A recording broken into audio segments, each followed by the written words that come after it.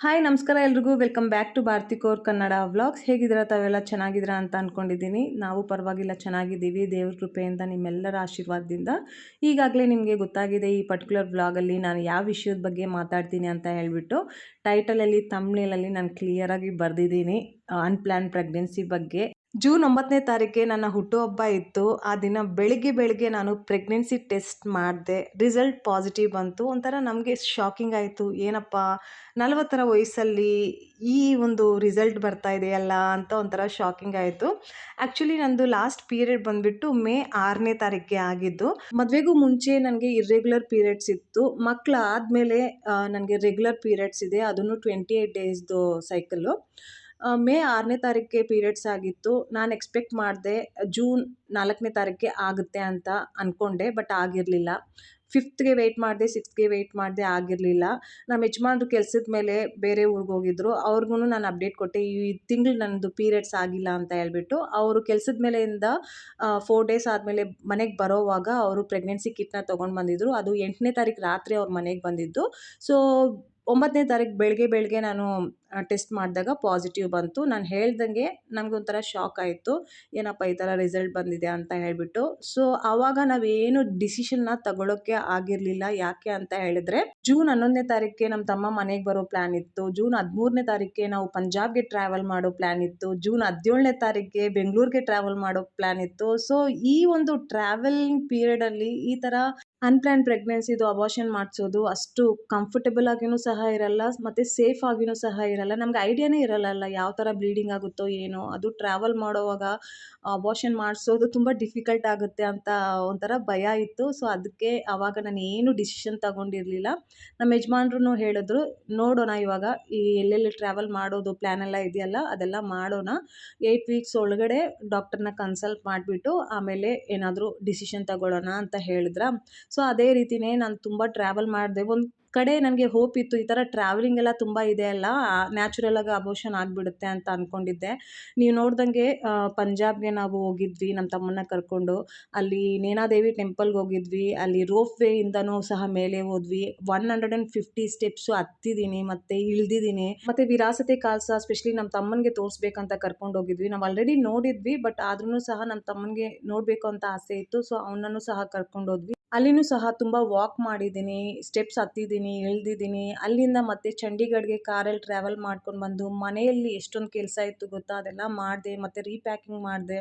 ಮತ್ತು ಚಂಡೀಗಢಿಂದ ಡೆಲ್ಲಿವರೆಗೂ ಕಾರಲ್ಲಿ ಟ್ರಾವೆಲ್ ಮಾಡಿದೆ. ಮತ್ತು ಡೆಲ್ಲಿಯಿಂದ ಬ್ಯಾಂಗ್ಳೂರ್ವರೆಗೂ ಫ್ಲೈಟಲ್ಲಿ ಟ್ರಾವೆಲ್ ಮಾಡಿದೆ. ಬೆಂಗಳೂರಿಗೆ ಬಂದಮೇಲೆ ಒಂದು ವಾರದವರೆಗೂ ಸ್ವಲ್ಪ ಆ್ಯಕ್ಟಿವ್ ಆಗೇ ಇದ್ದೆ.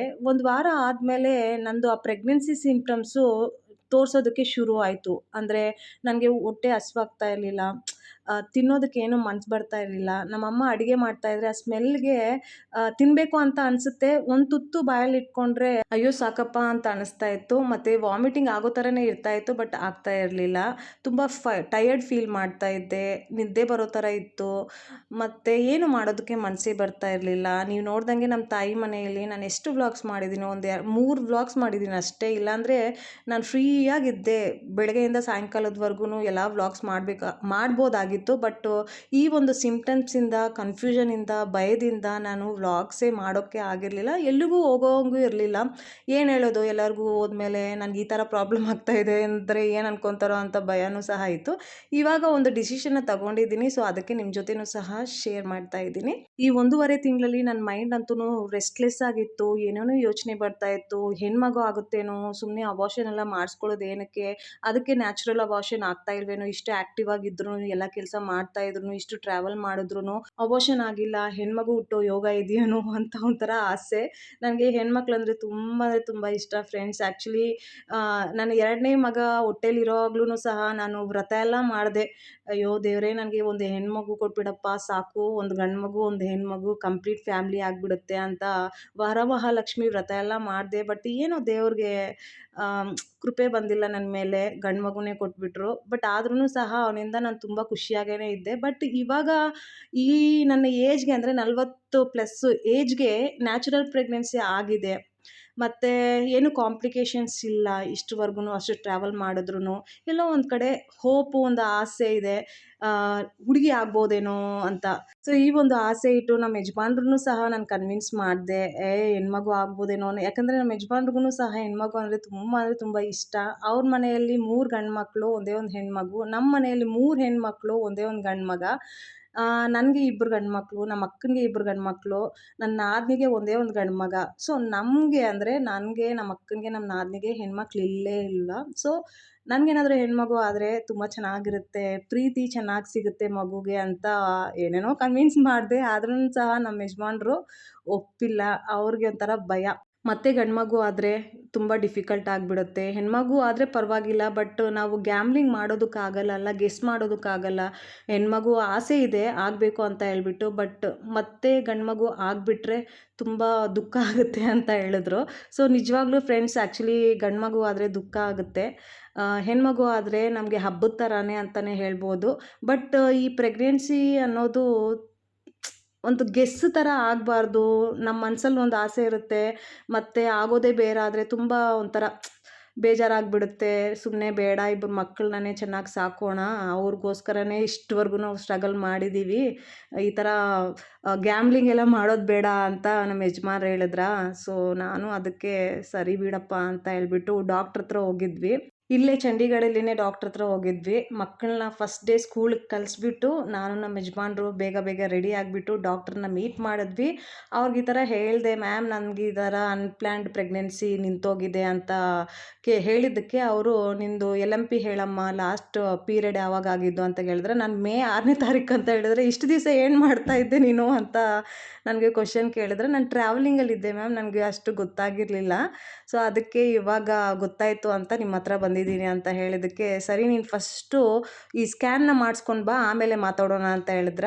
ಅವ್ರು ಹೇಳ್ದಂಗೆ ಸ್ಕ್ಯಾನ್ ಮಾಡಿಸೋದಕ್ಕೆ ಡಯಾಗ್ನೋಸ್ಟಿಕ್ ಸೆಂಟರ್ಗೆ ಹೋದ್ವಿ. ಅಲ್ಲಿ ನಂದು ಡೀಟೇಲ್ಸ್ ಎಲ್ಲ ಕೊಟ್ಬಿಟ್ಟು ಕುತ್ಕೊಂಡಿದ್ವಿ. ಅವ್ರು ವೆಯ್ಟ್ ಮಾಡೋಕೆ ಹೇಳಿದ್ರ. ಸೊ ಅದಕ್ಕೆ ಕುತ್ಕೊಂಡಿದ್ವಿ. ಆವಾಗ ಈ ಪ್ರೆಗ್ನೆಂಟ್ ವುಮೆನ್ ಎಲ್ಲ ನೋಡ್ತಾ ಇದ್ರೆ ನನಗೊಂಥರ ಆಸೆ, ಅಯ್ಯೋ ನಾನು ಈ ಚಾನ್ಸ್ನ ಮಿಸ್ ಮಾಡ್ಕೊತಾ ಇದ್ದೀನೇನೋ, ಇದು ನನ್ನ ಜೀವನಕ್ಕೆ ಲಾಸ್ಟ್ ಪ್ರೆಗ್ನೆನ್ಸಿ ಇರ್ಬೋದು, ಈ ಚಾನ್ಸ್ನ ನಾನು ಮಿಸ್ ಮಾಡ್ಕೊತಾ ಇದ್ದೀನೇನೋ. ಇವಾಗ ವ್ಲಾಗ್ಸ್ ಮಾಡ್ತಾ ಇದ್ದೀನಿ, ನಂದು ಸಹ ಜರ್ನಿ ಕ್ಯಾಪ್ಚರ್ ಮಾಡಿಬಿಟ್ಟು ಒಂದು ಮೆಮೊರೀಸ್ ಥರ ವ್ಲಾಗ್ಸ್ ಮುಖಾಂತರ ಇಟ್ಕೋಬೋದು. ನಾನು ಹೇಗಿದ್ದೆ ಪ್ರೆಗ್ನೆಂಟ್ ಆಗಿರೋವಾಗ ಅದನ್ನೆಲ್ಲ ನೋಡ್ಬೋದು. ಏನೇನೋ ಆಸೆ ಬರ್ತಾ ಇತ್ತು.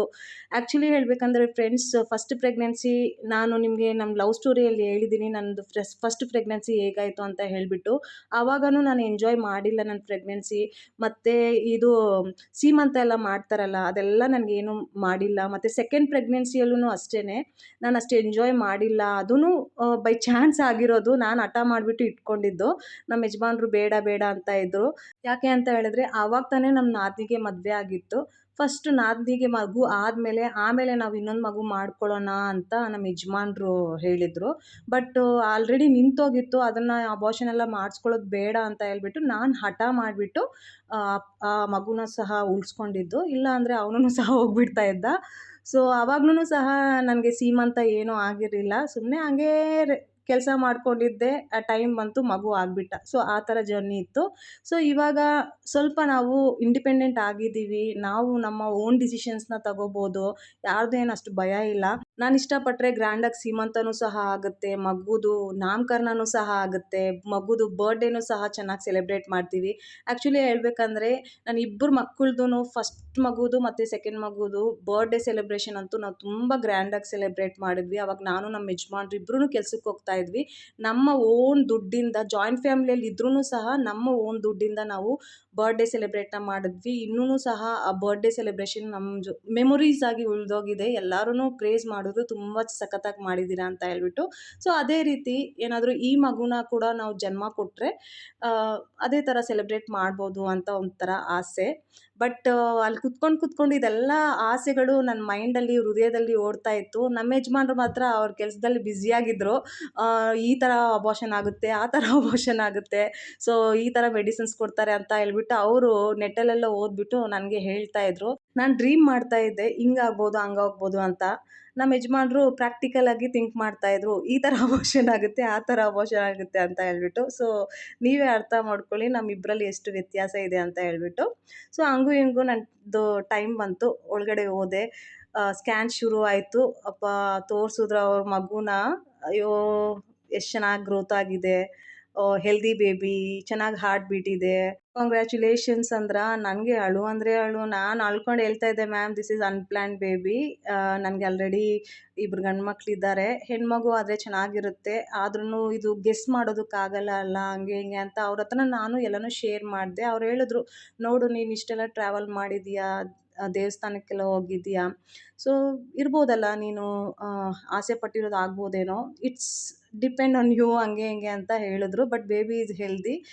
40+ ಆಗೋದು ತುಂಬ ಕಷ್ಟ. ನೀನು ನ್ಯಾಚುರಲಾಗಿ ಕನ್ಸೀವ್ ಮಾಡಿದ್ಯಾ, ದೇವರು ಈ ಮಗುನ ಬ್ಲೆಸ್ ಮಾಡಿದ್ದಾರೆ ನಿನಗೆ, ಹಂಗೆ ಹಿಂಗೆ ಅಂತ ಹೇಳಿದ್ರೆ ಆ ಒಂದು ಮೈಂಡ್ ಸೆಟ್ಟಿಂದ ನಾನು ಹೋದ್ನ. ಆ್ಯಕ್ಚುಲಿ ಸ್ಕ್ಯಾನಲ್ಲಿ ಬಂದುಬಿಟ್ಟು 7 ವೀಕ್ಸ್ 2 ಡೇಸ್ ತೋರಿಸ್ತಾ ಇತ್ತು. ನಾನು LMPಯಿಂದ ಅಂದರೆ ನಂದು ಪೀರಿಯಡ್ಸ್ ಡೇಟ್ ಪ್ರಕಾರ 15 ಡೇಸ್ ಹಿಂದೆ ಇತ್ತು. ಸೊ ಆ ಒಂದು ಕನ್ಫರ್ಮೇಷನ್ ಆದಮೇಲೆ ನಾನು ಹೋದೆ ನಮ್ಮ ಯಜಮಾನ್ರ ಹತ್ರ, ಹೇಳಿದೆ ಈ ಥರ ಬೇಬಿದು ಗ್ರೋತ್ ಚೆನ್ನಾಗಿದೆಯಂತೆ, ಹಾರ್ಟ್ ಬೀಟ್ ಚೆನ್ನಾಗಿದೆಯಂತೆ, ಹೆಲ್ದಿ ಬೇಬಿ ಅಂತ ಹೇಳಿದ್ರು. ನನಗೆ ಅಳು ಬಂತು ಅಂತ ಹೇಳಿದಾಗ ನಮ್ಮ ಯಜಮಾನ್ರು, ನೀನು ಎಲ್ಲ ಕಡೆ ಅಳ್ತಾ ಇರ್ತೀಯ ಬಿಡು, ಫಸ್ಟು ಸ್ಕ್ಯಾನ್ ತಗೋ, ಹೋಗೋಣ ಡಾಕ್ಟ್ರ್ ಹತ್ರ ತೋರಿಸೋಣ ಅಂತ ಹೇಳಿದ್ರ. ಸೊ ಸ್ಕ್ಯಾನ್ ತಗೊಂಡು ಡಾಕ್ಟ್ರ್ ಹತ್ರ ಹೋದ್ವಿ. ಅವ್ರು ಹೇಳಿದ್ರು, ಇವಾಗ 7 ವೀಕ್ಸ್ 2 ಡೇಸ್ ಇದೆ, ಮೆಡಿಕಲ್ ಅಬಾರ್ಷನ್ ಮಾಡ್ಬೋದು, ಸೊ ಮೆಡಿಸಿನ್ಸ್ ಬೇಕಾ ಅಂತ ಕೇಳಿದ್ರ. ನಾನು, ma'am please give me 4 days time, ಮನೆಗೆ ಹೋಗ್ಬಿಟ್ಟು ಮಾತಾಡ್ಕೊಂಡು ಬರ್ತೀವಿ, ಸ್ವಲ್ಪ ಇವಾಗ ಕನ್ಫ್ಯೂಷನ್ ಇಲ್ಲಿದ್ದೀವಿ ಅಂತ ಹೇಳಿದ್ದಕ್ಕೆ ಅವರು ಹಂಗೆ ಮುಖ ನೋಡಿದ್ರು. ಫಸ್ಟು ಹೇಳಿದ್ಲು ಅನ್‌ಪ್ಲ್ಯಾನ್ ಪ್ರೆಗ್ನೆನ್ಸಿ, ಗೊತ್ತಾಗಿಲ್ಲ, ಹಂಗೆ ಹಿಂಗೆ, 41 ವಯಸ್ಸು, ಇಬ್ರಿಗೂ ಮಕ್ಕಳಿದ್ದಾರೆ, ಒಬ್ಬ ಮಗ 12 ವರ್ಷ, ಹಂಗೆಲ್ಲ ಹೇಳಿಬಿಟ್ಟು ಇವಾಗ ಗಿವ್ ಮಿ ಸಮ್ ಟೈಮ್ ಅಂತ ಕೇಳ್ತಾ ಇದ್ದಾರೆ ಅಂತ ಹೇಳ್ಬಿಟ್ಟು ಅವ್ರು ಹಂಗೆ ನೋಡಿದ್ರ. ಶಾಕಿಂದ ಹಾಗೆ ನೋಡ್ತಾ, 1 ವೀಕ್ ಮಾತ್ರ ನಿನ್ನ ಹತ್ರ ಟೈಮ್ ಇರೋದು, ಸೊ 1 ವೀಕ್ ಒಳಗಡೆ ಏನೇ ಡಿಸಿಷನ್ ತೊಗೊಂಡ್ರು ಬಂದು ಅಪ್ಡೇಟ್ ಮಾಡು ಅಂತ ಹೇಳಿದ್ರ. ಸರಿ ಮ್ಯಾಮ್ ಅಂತ ಬರ್ತಾ ಇದ್ವಿ. ನಮ್ಮ ಯಜಮಾನ್ರದ್ದು ಕ್ಲಾಸ್ ಶುರು. ನೀನೇನಕ್ಕೆ ಟೈಮ್ ತೊಗೊಂಡೆ, ಇವಾಗಲೇ ಇಷ್ಟು ಟೈಮ್ ಕಳೆದೋಗ್ಬಿಟ್ಟಿದೆ, ನೀನೇನಕ್ಕೆ ಇಷ್ಟು ಕನ್ಫ್ಯೂಸ್ ಆಗ್ತೀಯಾ, ಇವಾಗ ಇಬ್ಬರು ಮಕ್ಕಳನ್ನ ಸಾಕೋದಕ್ಕೆ ಕಷ್ಟ, ಹಂಗೆ ಹಿಂಗೆ ಅಂತ ಹೇಳ್ಬಿಟ್ಟು ಕ್ಲಾಸ್ ತೊಗೊಂಡ್ರ. ನನಗೊಂಥರ, ಅಯ್ಯೋ ಇಬ್ಬರು ಮಕ್ಕಳನ್ನ ನಾವು ಚೆನ್ನಾಗೇ ಬೆಳೆಸ್ತಾ ಇದ್ದೀವಿ, ಒಬ್ಬರು ಸಂಪಾದನೆ ಇದ್ರೂ ಚೆನ್ನಾಗಿ ಬೆಳೆಸ್ತಾ ಇದ್ದೀವಿ, ಏನೂ ಕಡಿಮೆ ಮಾಡಿಲ್ಲ ಅವ್ರಿಗೆ, ಅಲ್ಲಿ ಇಲ್ಲಿ ಸುತ್ತಿಸ್ತಾ ಇದ್ದೀವಿ, ಓದಿಸ್ತಾ ಇದ್ದೀವಿ, ತಿನ್ನಿಸ್ತಾ ಇದ್ದೀವಿ. ಆ 3ನೇ ಮಗು ಬಂದ್ರೂ ಸಹ ಹಂಗೆ ಮಾಡ್ತೀವಿ, ದೇವ್ರ ಕೃಪೆ ಮಾಡ್ತಾರೆ ಬಿಡಿ, ಹಂಗೆ ಹಿಂಗೆ ಅಂತ ಹೇಳ್ಬಿಟ್ಟು ಅವ್ರನ್ನ ಕನ್ವಿನ್ಸ್ ಮಾಡೋದಕ್ಕೆ ಟ್ರೈ ಮಾಡಿದೆ. ಬಟ್ ನಮ್ಮ ಯಜಮಾನ್ರೆ ಅವ್ರ ಆಟ ಅವ್ರದ್ದೇ, ಬೇಡ ಬೇಡ ಅಂತ ಹೇಳಿದ್ರು. ಸೊ ಅವ್ರದ್ದು ಭಯ ಇರುತ್ತೆ ಅಲ್ಲ, ಅವರೊಬ್ಬರೇ ಕೆಲ್ಸಕ್ಕೆ ಹೋಗ್ತಾ ಇರೋದು ಅಂತ ಹೇಳ್ಬಿಟ್ಟು ನಾನು ಮಕ್ಕಳನ್ನೂ ಕೂರಿಸಿ ಮಾತಾಡಿದೆ. ದೊಡ್ಡವನ ಹತ್ರ ಫಸ್ಟ್ ಮಾತಾಡಿದೆ, ಈ ಥರ ಇದೆ ಅಪ್ಪ, ಏನು ಮಾಡೋದು ಅಂತ ಹೇಳಿದಾಗ, ಅಮ್ಮ ಇಟ್ಕೋ, ಏನು ಪರವಾಗಿಲ್ಲ ಬಿಡು, ನನಗೆ ತಂಗಿ ಬಂದ್ರೂ ಪರವಾಗಿಲ್ಲ, ತಮ್ಮ ಬಂದ್ರೂ ಪರವಾಗಿಲ್ಲ ಬಿಡು, ನಾನು ಎಲ್ಲ ಕೆಲಸ ನಾನೇ ಮಾಡ್ಕೊತೀನಿ ಅಂತ ಹೇಳ್ದ. ಮತ್ತು ಚಿಕ್ಕ ಮಗನೂ ಸಹ ತುಂಬ ಎಕ್ಸೈಟೆಡ್ ಆಗಿದ್ದ, ಅಮ್ಮ ಮಗು ಆದರೆ ನಾನು ಎತ್ಕೊತೀನಿ, ಹಿಂಗೆ ಎತ್ಕೊತೀನಿ, ಹಂಗೆ ಎತ್ಕೊತೀನಿ, ಹಿಂಗೆ ಆಡಿಸ್ತೀನಿ, ಹಂಗೆ ಆಡಿಸ್ತೀನಿ ಅಂತ ಹೇಳ್ಬಿಟ್ಟು ಅವನದೇ ರೀತಿಯಲ್ಲಿ ಒಂಥರ ಪ್ರೀತಿ ತೋರಿಸ್ತಾ ಇದ್ದ. ನಾನೇನು ನಿನಗೆ ಟೆನ್ಷನ್ ಕೊಡಲ್ಲ ಅಮ್ಮ, ಹಂಗೆ ಹಿಂಗೆ ಅಂತ ಹೇಳ್ತಾ ಇದ್ದ. ನಾವು ಈ ಥರ ಏನೇ ಒಂದು ಮಾತಾಡಿದ್ರು ಎಟ್ ದಿ ಎಂಡ್ ನಮ್ಮ ಯಜಮಾನ್ರದ್ದು ಡಿಸಿಷನ್ನು ತಗೋಬೇಕಾಗುತ್ತೆ. ಯಾಕೆ ಅಂತ ಹೇಳಿದ್ರೆ, ಅವರು ಸಪೋರ್ಟ್ ಇಲ್ಲ ಅಂದರೆ ನಾನು ಈ ಪ್ರೆಗ್ನೆನ್ಸಿನ ಕ್ಯಾರಿ ಮಾಡೋದು ತುಂಬ ಡಿಫಿಕಲ್ಟ್ ಆಗುತ್ತೆ. ನಮ್ಮಿಬ್ಬರಲ್ಲಿ ತುಂಬ ಜಗಳಗಳು ಶುರು ಆಗಿಬಿಡುತ್ತೆ. ಇರೋ ಇಬ್ಬರು ಮಕ್ಕಳ ಜೀವನ ತುಂಬ ನೆಗೆಟಿವ್ ಆಗಿಬಿಡುತ್ತೆ. ಸೊ ಆದ್ದರಿಂದ ಫೈನಲ್ ಆಗಿ ಡಿಸಿಷನ್ ತಗೊಂಡಿರೋದು ಅಬಾರ್ಷನ್ ಮಾಡಿಸ್ಕೋಬೇಕು ಅಂತ ಹೇಳ್ಬಿಟ್ಟು. ಇನ್ನೂ ನಾನು ಅಬಾರ್ಷನ್ ಮಾಡಿಸ್ಕೊಂಡಿಲ್ಲ, ನಾಳೆ ಬೆಳಿಗ್ಗೆ ಡಾಕ್ಟ್ರ್ ಹತ್ರ ಹೋಗಬೇಕು. ನಮ್ಮ ಯಜಮಾನ್ರು ಇದೆಲ್ಲ ವ್ಲಾಗಲ್ಲಿ ಹೇಳೋದು ಬೇಡ ಅಂತ ಹೇಳಿದ್ರು. ಬಟ್ ನನ್ನ ಪರಿಸ್ಥಿತಿ, ನನ್ನ ಮನಸ್ಥಿತಿ ಯಾವ ಥರ ಇದೆ, ಹೆಂಗಿದೆ, ಅದನ್ನೆಲ್ಲ ನಾನು ಎಕ್ಸ್ಪ್ರೆಸ್ ಮಾಡೋದಕ್ಕೆ ಇಷ್ಟಪಡ್ತೀನಿ ಅಲ್ವಾ. ಸೊ ಅದಕ್ಕೋಸ್ಕರ ನಿಮ್ಮ ಜೊತೆ ಎಲ್ಲನೂ ಶೇರ್ ಮಾಡ್ಕೊಂಡಿದ್ದೀನಿ. ನಿಜ ಹೇಳ್ಬೇಕಂದ್ರೆ ಈ ಥರ ಡಿಸಿಷನ್ಸ್ ತಗೊಳ್ಳೋದಕ್ಕೆ ತುಂಬ ಕಷ್ಟ ಆಗುತ್ತೆ. ಒಬ್ಬೊಬ್ರಿಗೆ ಈಸಿ ಅನಿಸ್ಬೋದು, ಅಯ್ಯೋ ಬರೀ ಅಬಾರ್ಷನ್ನೇ ತಾನೇ, ಅದಕ್ಕೆಲ್ಲ ಏನು ಇಷ್ಟ, ಹಿಂಗೆಲ್ಲನಾ, ಹಂಗೆ ಹೆಂಗೆ ಅಂತ ಅನ್ಕೋಬೋದು. ಬಟ್ ಎಲ್ಲರದ್ದು ಪರ್ಸ್ನಾಲಿಟಿ ಒಂದೇ ಥರ ಇರಲ್ಲ. ಒಬ್ಬೊಬ್ರು ಎಮೋಷ್ನಲಿ ತುಂಬ ವೀಕ್ ಇರ್ತಾರೆ. ನಮ್ಮ ಅಮ್ಮನ ಥರ ಅವರು, ಅಯ್ಯೋ ಇದು ಪಾಪ ಮಾಡ್ತಾ ಇದೀಯಾ, ನೀನು ಸಾಯಿಸ್ತಾ ಇದೀಯಾ, ಆ ಥರ ಎಲ್ಲ ಮಾತು ಹೇಳಿದಾಗ ಇನ್ನೂ ಬಾಧೆ ಅನಿಸುತ್ತೆ, ಅಯ್ಯೋ ನಾನು ಸಾಯಿಸ್ತಾ ಇದ್ದೀನೇನೋ ಆ ಥರ ಎಲ್ಲ ಬಾಧೆ ಅನಿಸುತ್ತೆ.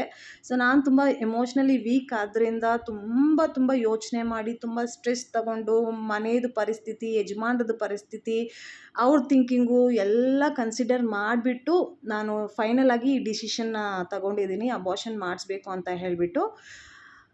ತುಂಬ ಕಷ್ಟ ಅನಿಸ್ತಾ ಇದೆ. ಈ ವ್ಲಾಗಿನ ಮುಖಾಂತರ ನಿಮ್ಮ ಜೊತೆ ಶೇರ್ ಮಾಡೋದಕ್ಕೆ ಒಂಥರ ಮನಸ್ಸೂ ಸಹ ಹಗುರ ಆಗಿದೆ ಅಂತಲೇ ಹೇಳ್ಬೋದು. ಇಲ್ಲಾಂದರೆ ಮನಸ್ಸಲ್ಲಿ ಇಟ್ಕೊಂಡು ನಮ್ಮಮ್ಮ ಹತ್ರ ಹೇಳಿದ್ದೀನಿ, ಅವರು ಬೇಡ ಇಟ್ಕೋ, ನೀನೇನು 42 ವಯಸ್ಸಲ್ಲ ನಿನಗೆ, ಇವಾಗಲೇ 41 ತುಂಬಿದೆ, ಆ್ಯಕ್ಟಿವ್ ಆಗೇ ಇದೆಯಾ ತಾನೇ, ಒಬ್ಬೊಬ್ರು 45 ವಯಸ್ಸಿಗೆಲ್ಲನೂ ಮಾಡ್ಕೊತಾ ಇದ್ದಾರೆ, ಏನಕ್ಕೆ ಸಾಯಿಸ್ತೀಯ ಹಂಗೆ ಹಿಂಗೆ ಅಂತ ಅದೆಲ್ಲ ಹೇಳ್ತಾರೆ. ಅವ್ರ ಸಪೋರ್ಟ್ ಇದೆ, ಬಟ್ ಯಜಮಾನ್ರ ಸಪೋರ್ಟ್ ಇಲ್ವಲ್ಲ. ಸೊ ಅದಕ್ಕೆ ಫೈನಲ್ ಆಗಿ ಅಬಾರ್ಷನ್ ಮಾಡ್ಕೋಬೇಕು ಅಂತ ಡಿಸಿಷನ್ ಮಾಡ್ಕೊಂಡಿದ್ದೀನಿ. ಗುರುದ್ವಾರ ಸಾಹಿಬ್ ಬಂದ್ವಿ ಸಂಡೇ ದಿವಸ.